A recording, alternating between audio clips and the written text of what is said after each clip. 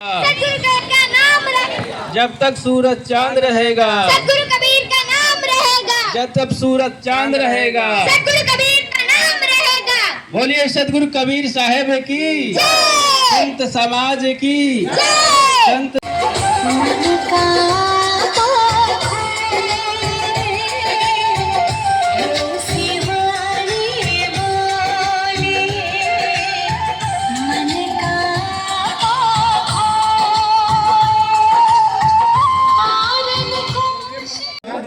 जो उनकी इच्छा थी वो भी पूरी हो गई है। हम लोग खूब मेहनत करें और संस्कारों के क्षेत्र में भी विजेता बने। ये पुरस्कार आपको केवल उत्साहित करता है भौतिक क्षेत्र में आगे बढ़ने के लिए। सत्संग में आकर के सबको, इन बूढ़े बुजुर्गों को भी पुरस्कृत होना है अपने शांति रूपी धन्यवाद धन्यवाद साहब। ये प्रोग्राम पहले इसी के हानि लाभ में और इसी के वियोग में निरंतर दुखी होते रहते हैं। जो मेरा है उसका ख्याल नहीं होता। सबको सावधान होने की जरूरत है। और इन्हीं विचारों को उपस्थित करते हुए कहते हैं, जात सबन कह देखिया कहाँ ही कबीर पुकार। चितवा होए तो चेतले नहीं तो दिवस परतु है धार। सबको उसी राह पर अकेले खाली हाथ जाते हुए देख करके विवेकवान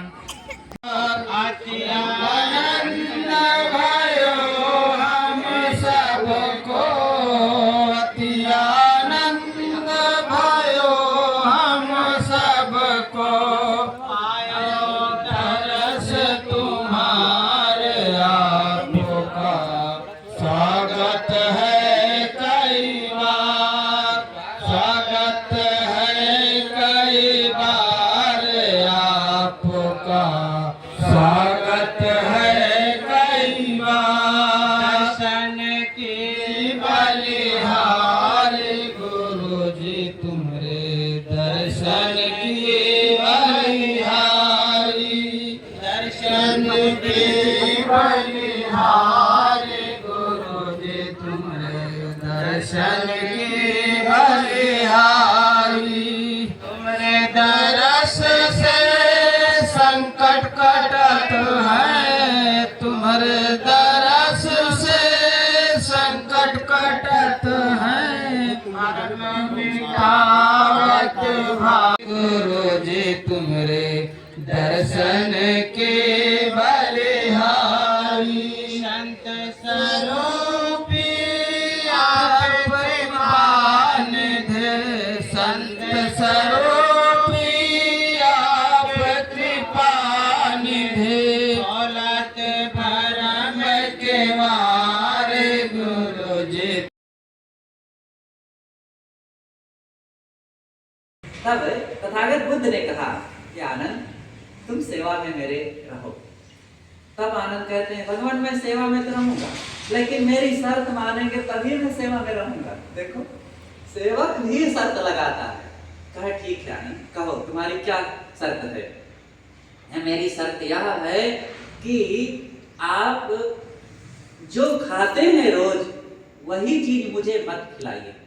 नहीं तो आपके पास तो लोग सेवा में अच्छी अच्छी पकवान की चीजें, सुविधाजनक चीजें, स्वादिष्ट चीजें लाते हैं और वही मैं खाऊंगा तो समाज के लोग कहेंगे देखो आनंद स्वाद के लिए उत्तम उत्तम चीजें खाने के लिए सेवा में लगा है, इसलिए मुझे वही चीज मत दीजिए। किसी को उपदेश कर रहे हैं, किसी समय में मैं सेवा में लगा हूं और नहीं सुन पाया हूं और मेरा मन है सुनने का, तो जब मैं खाली हूं आपसे निवेदन करूं तो वह ज्ञान आप मुझे सुनाइए। कहे ठीक है, यह शर्त भी स्वीकार है। और तीसरी शर्त भगवान मेरी यह है कि आप जिस आसन पर अथवा जिस कुटी में रह रहे हैं, जिस सुख सुविधा में रह रहे हैं और जिस भवन में रह रहे हैं आप उसी में मुझे अपने पास मत सुलाइए, क्योंकि लोग ये कहेंगे कि आनंद तो सुख सुविधा में रहने के लिए और आनंद से विश्राम करने के लिए तो सेवा में लगे हैं, इसलिए मुझे जमीन पर भी सुलाइए और मैं आपसे थोड़ा हट करके दूर रहूं, और ताकि लोग ये ना कह सकें कि आनंद सुख सुविधा के लिए सेवा में लगा हुआ है। क्या ठीक है, यह भी स्वीकार है। चौथी शर्त भगवान यह है कि कोई आपके दर्शन करने के लिए आया है और वो बेचारा मजबूर है और चाहता है, उसकी भावना है, श्रद्धा है, लेकिन आप विश्राम कर रहे हैं, आप किसी विशेष कार्य में लगे हैं, तो मुझे यह इजाजत दीजिए कि मैं उसको उस समय आपके दर्शन करा सकूं। क्या ठीक है, यह भी स्वीकार है। और पांचवी शर्त यह है भगवान कि आप जो आपको अच्छे अच्छे कपड़े मिलते हैं और आप मुझको वह मत दीजिए जो समाज के सब लोग पहनते हैं, उन्हीं में से मैं पहनूंगा। जब सबको जैसे वितरण होगा उन्हीं में से मैं अपने लिए उपयोग करूं, मुझे स्पेशल कोई चीज मत दीजिए। क्या ठीक है, यह भी स्वीकार है।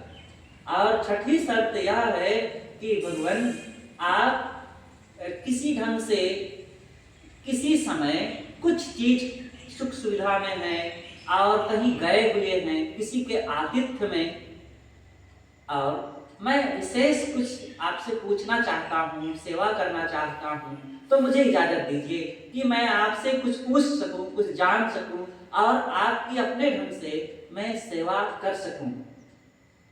तो कहा ठीक है, इजाजत है। देखिए, जरूर आनंद हठीले थे, ऐसा लगा कि बड़ा कुछ ऐसा कह रहे हैं, ऐसा नहीं करना चाहिए, लेकिन आनंद ने बहुत ऊंची बात पूछा था और एक शिष्य को कैसे खरा उतरना चाहिए अपने इष्ट के प्रति श्रद्धा और भक्ति सेवा में, वो चीजें उन्होंने पूछा था और तथागत बुद्ध ने स्वीकारा। बुद्धं शरणं गच्छामि, धम्मं शरणं गच्छामि, संघं शरणं गच्छामि, बुद्धं शरणं गच्छामि। बंदो सन्मुख पारखे, शेष भेंट धरि हाथ, बचन उचारो बंदगी सत्य प्रेम के साथ।